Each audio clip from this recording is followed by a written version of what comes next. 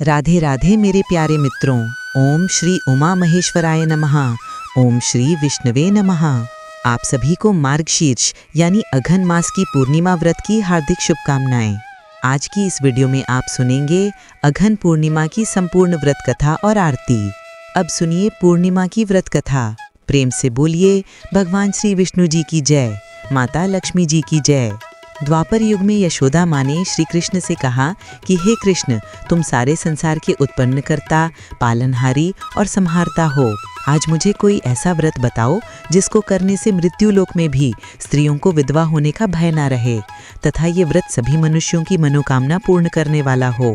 श्री कृष्ण कहने लगे, हे माता, तुमने अति सुंदर प्रश्न किया है। मैं तुम्हें ऐसे एक व्रत के बारे में विस्तार से बताता हूँ।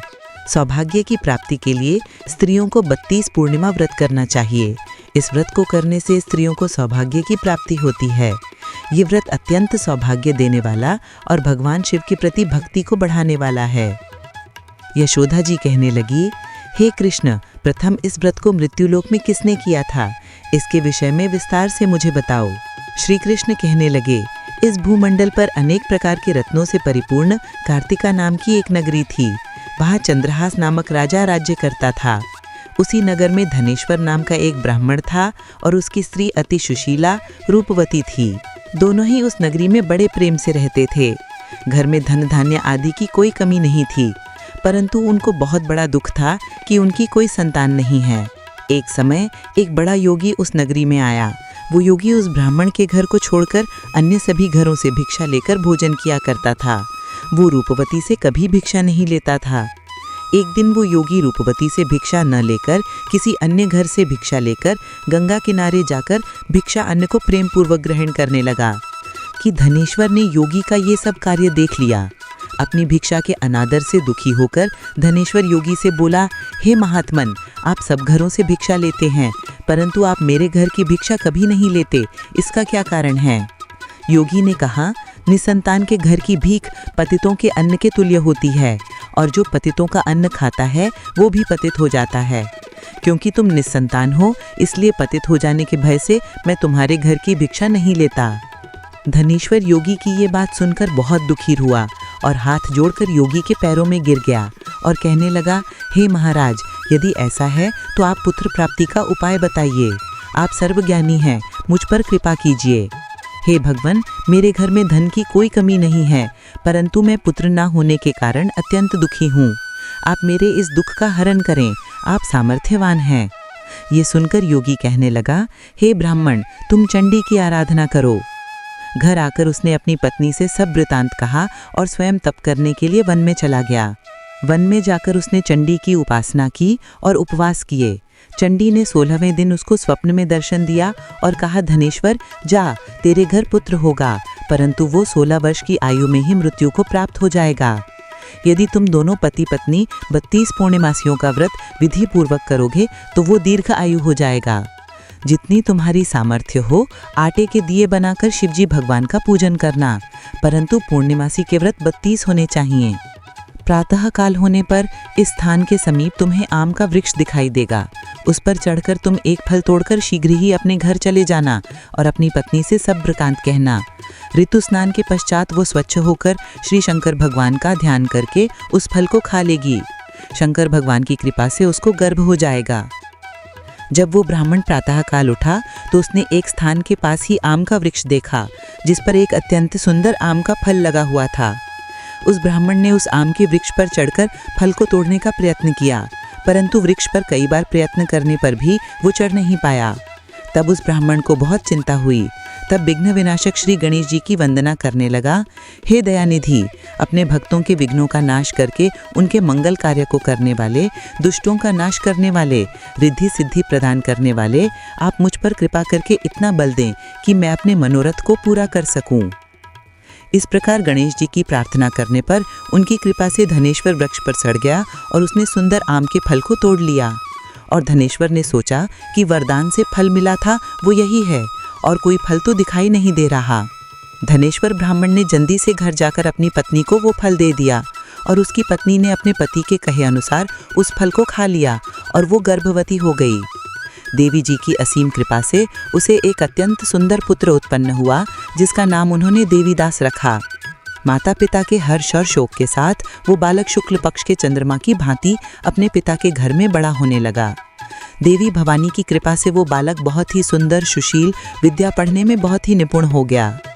दुर्गा जी की आज्ञा अनुसार उसकी माता ने 32 पूर्णमासी का व्रत रखना आरंभ कर दिया, जिससे उसका पुत्र बड़ी आयु वाला हो जाए।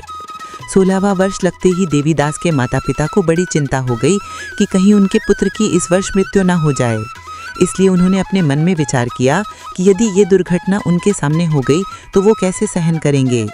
इसलिए उन्होंने देवीदास के मामा को बुलाया और कहा, हमारी एक बहुत बड़ी इच्छा है कि देवीदास 1 वर्ष तक काशी में जाकर विद्या अध्ययन करे और उसको अकेला भी नहीं छोड़ना चाहिए।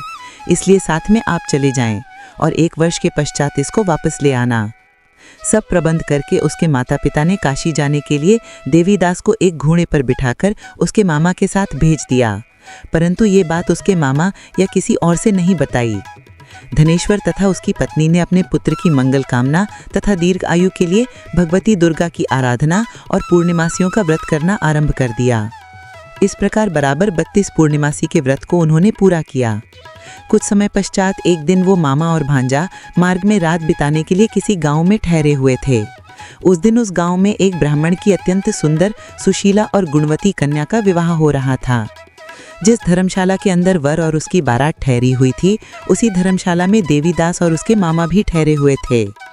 संयोगवश कन्या को तेल आदि चढ़ाकर मंडप आदि का कार्य किया गया तो लग्न के समय वर को धनुर्वात हो गया। इसलिए वर के पिता ने अपने कुटुंबियों से विमर्श करके निश्चय किया कि यह देवीदास मेरे पुत्र जैसा ही सुंदर है, मैं इसके साथ ही लग्न करवा दूं और बाद में विवाह के अन्य कार्य मेरे लड़के के साथ हो जाएंगे। ऐसा सोचकर देवीदास के मामा से जाकर बोला कि तुम थोड़ी देर के लिए अपना भांजा हमें दे दो, जिससे विवाह के लग्न का सब कार्य सुचारू रूप से हो सके। तब देवीदास का मामा कहने लगा, जो कुछ भी वधू पक्ष से कन्यादान के समय वर को मिले वह सब हमें दे दिया जाए तो मेरा भांजा इस बारात का दूल्हा बन जाएगा। यह बात वर के पिता ने स्वीकार कर लेने पर उसने अपना भांजा वर बनने के लिए भेज दिया और उसके साथ सब विवाह कार्य विधि पूर्वक संपन्न हो गए। पत्नी के साथ वह भोजन करने के पश्चात बहुत उदासीन और दुखी हो गया। उसने सब बातें जो वर के पिता और उसके मामा में हुई थी लड़की को बता दी। तब कन्या कहने लगी कि यह ब्रह्मा विवाह के विपरीत कैसे हो सकता है। देव, ब्राह्मण और अग्नि के सामने मैंने आपको ही अपना पति माना है, इसलिए आप ही मेरे पति हैं। मैं आपकी ही पत्नी रहूंगी, अन्य किसी की नहीं। देवीदास ने कहा, ऐसा मत करिए, क्योंकि मेरी आयु बहुत कम है। मेरे पश्चात आपकी क्या गति होगी। इन बातों को अच्छी तरह विचार कर लो। परंतु वह दृढ़ विचारों वाली लड़की थी। वह बोली, जो आपकी गति होगी वही मेरी गति होगी। प्रातःकाल देवीदास ने अपनी पत्नी को 3 नागों से जड़ी हुई एक अंगूठी दी, एक रुमाल दिया और बोला, हे प्रिय, इसे लो और संकेत समझकर स्थिर चित्त हो जाओ। मेरा मरण और जीवन जानने के लिए एक पुष्प वाटिका बना लो, उसमें सुगंधी वाली एक नवमल्लिका लगाओ और उसको प्रतिदिन जल से सींचा करो और आनंद के साथ खेलो कूदो और उत्सव मनाओ। जिस समय और जिस दिन मेरा प्रणात होगा ये फूल सूख जाएंगे और जब ये फिर से हरे हो जाएं तो समझ लेना मैं जीवित हूँ। यह बात निश्चय करके समझ लेना, इसमें कोई भी संशय नहीं है। इतना कहकर देवीदास वहाँ से चला गया और प्रातःकाल होते ही वहाँ पर गाजे बाजे बजने लगे। और जिस समय विवाह कार्य समाप्त करने के लिए वर तथा सब बाराती मंडप में आए तो कन्या ने वर को भली प्रकार से देखकर अपने पिता से कहा, ये मेरा पति नहीं है, मेरा पति वही है जिसके साथ रात्रि में मेरा पाणी ग्रहण हुआ था। इसके साथ मेरा विवाह नहीं हुआ है। यदि यह वही पुरुष है तो बताइए कि मैंने इसको क्या दिया। वधू पक्ष के कन्यादान के समय जो आभूषण आदि दिए गए थे वो दिखाइए और रात में क्या गुप्त बातें मैंने इनसे कही वह सब सुनाइए। पिता ने उसके कहे अनुसार वर को बुलाया। कन्या की यह सब बातें सुनकर वह कहने लगा, मैं नहीं जानता। इसके पश्चात लज्जित होकर वह वहाँ से चला गया और सारी बारात भी अपमानित होकर वहाँ से लौट गई। भगवान श्री कृष्ण बोले, हे माता, इस प्रकार देवीदास काशी विद्या अर्जन के लिए वहाँ से चले गए और जब कुछ समय बीत गया तो काल से प्रेरित होकर एक सर्प रात्रि के समय उसको डसने के लिए वहां पर आया। उस विषधर के प्रभाव से उसके शयन का स्थान चारों ओर से विष की ज्वाला से विषैला हो गया, परंतु व्रत के प्रभाव से उसको काट नहीं पाया, क्योंकि पहले ही उसकी माता ने 32 पूर्णिमासी का व्रत रखा था। इसके बाद मध्याह्न के समय स्वयं काल वहां आया और उसके शरीर से प्राणों को निकालने का प्रयत्न करने लगा, जिससे वह मूर्छित होकर पृथ्वी पर गिर गया। उसी समय माता पार्वती के साथ भगवान शंकर वहां आ गए। उसको मूर्छित दशा में देखकर माता पार्वती जी ने शंकर जी से प्रार्थना की, हे महाराज, इस बालक की माता ने पहले ही 32 पूर्णिमा का व्रत पूरा किया था, जिसके प्रभाव से आप इसको प्राणदान दें। माँ भवानी के कहने पर भक्त वत्सल भगवान शिव जी ने उसको प्राणदान दे दिया। इस व्रत के प्रभाव से काल को भी पीछे हटना पड़ा और देवीदास स्वस्थ होकर बैठ गया। उधर उसकी पत्नी उसके काल की परीक्षा किया करती थी। जब उसने देखा उस पुष्प वाटिका में पुष्प कुछ भी नहीं रहे तो उसको अत्यंत आश्चर्य हुआ, लेकिन जब वह जैसे ही हरी भरी हो गई तो वह जान गई कि अब उसका पति ठीक ठाक है, वह जीवित हो गया है। यह देखकर वह बहुत प्रसन्न हो उठी। अपने पिता से कहने लगी, पिताजी, मेरे पति जीवित हैं, आप उनको ढूंढिए। जब 16वां वर्ष व्यतीत हो गया तो देवीदास भी अपने मामा के साथ काशी से चल गया। इधर उसके ससुर उसको ढूंढने के लिए अपने घर से जाने ही वाले थे कि वे दोनों मामा भांजा वहां पर आ गए। उनको आया हुआ देखकर उनके ससुर को बड़ी प्रसन्नता हुई और वे उन्हें अपने घर ले गए। उस समय नगर के निवासी भी वहां इकट्ठे हो गए और सबने निश्चय किया कि अवश्य ही इसी बालक के साथ कन्या का विवाह हुआ था। उस बालक को कन्या ने जब देखा तो पहचान लिया कि यह तो वही है जो संकेत करके गया था। कुछ दिन बाद देवीदास ने अपनी पत्नी और मामा के साथ अपने ससुर के घर से बहुत सारे उपहार लेकर अपने माता पिता के घर गए।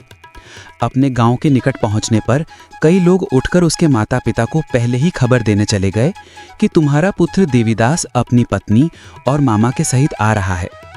ऐसा समाचार सुनकर माता पिता को विश्वास नहीं हुआ, परंतु जब और लोगों ने भी आकर यही बात उन्हें बताई तो उनको बड़ा आश्चर्य हुआ।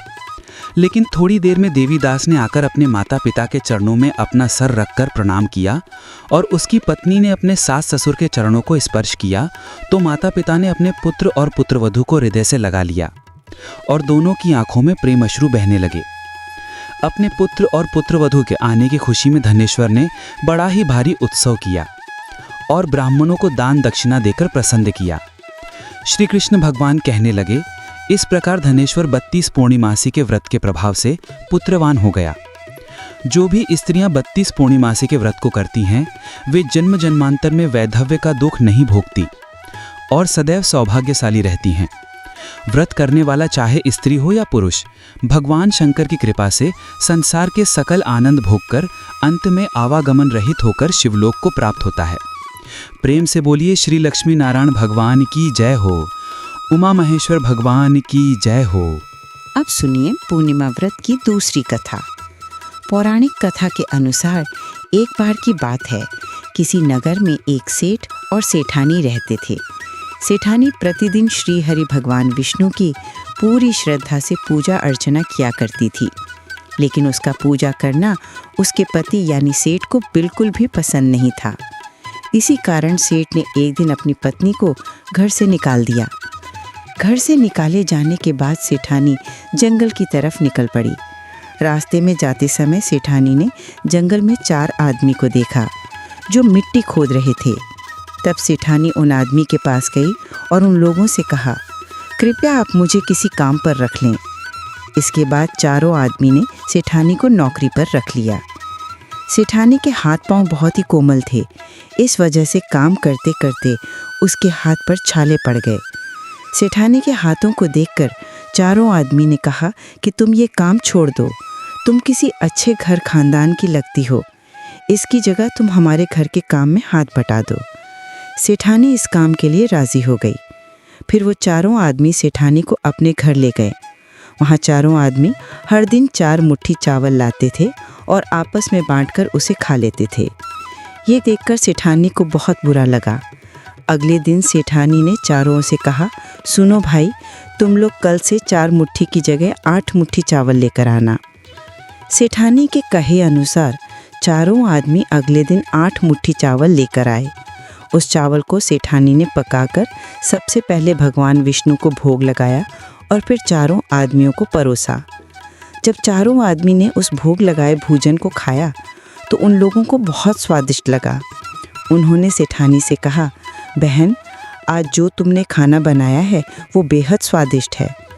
इस पर सेठानी ने कहा, ये भोजन भगवान विष्णु का झूठा है, इसी वजह से आप लोगों को ये बहुत स्वादिष्ट लग रहा है। उधर सेठानी के जाने के बाद से सेठ भूखा रहने लगा। आस पड़ोस के लोग उसे देखकर ताने भी मारते थे कि ये आदमी सिर्फ अपनी पत्नी की वजह से ही भोजन किया करता था। ऐसा बार बार सुनने के बाद सेठ एक दिन अपनी पत्नी की तलाश में जंगल की तरफ निकल पड़ा। रास्ते में सेठ को मिट्टी खोदते हुए वही 4 आदमी दिखाई दिए। उसे देखकर सेठ ने कहा, सुनो भाई, क्या तुम मुझे काम पर रख सकते हो? तब चारों आदमी ने उसे काम पर रख लिया, किंतु मिट्टी खोदने से सेठ के हाथों में भी छाले पड़ने लगे, यहाँ तक कि उनके बाल भी उड़ गए। ये देखकर चारों आदमी को सेठ पर दया आ गई और उसने कहा, सुनो भाई, तुम इस काम को छोड़ दो, तुम किसी अच्छे घर के लगते हो, तुम हमारे घर चलो, वहाँ कुछ काम में हाथ बटा लेना। सेठ ने उन चारों की बात मान ली और वो उनके साथ उनके घर चले गए। घर पहुँचने के बाद सेठ ने जैसे ही सेठानी को देखा वो पहचान गए, लेकिन सेठानी घूंघट में थी और सेठ के चेहरे को नहीं देख पाई। इस वजह से वो अपने पति को नहीं पहचान पाई। हर दिन की तरह इस दिन भी सेठानी ने भोजन बनाकर विष्णु भगवान को भोग लगाया और सभी को खाना परोसने लगी।